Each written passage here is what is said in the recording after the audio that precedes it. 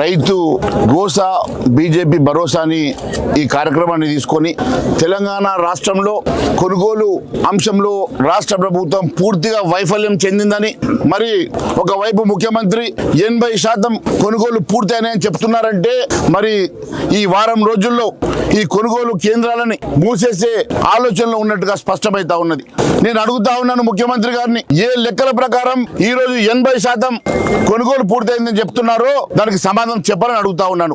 ఎక్కడ చూస్తే అక్కడ మేము వస్తున్న సందర్భంగా రోడ్ల వెంట కిలోమీటర్ల కొద్ద మరి వరి ధాన్యం రోడ్ల మీద పోస్తున్నది, మొక్కజొన్నలు పోస్తున్నాయి. ఇక్కడ కూడా ఈ యార్డ్లో ఎక్కడ చూస్తే అక్కడ మరి మొక్కజొన్నలు గాని వరి గాని కుప్పలు కుప్పలుగా ఇక్కడ పడున్నది.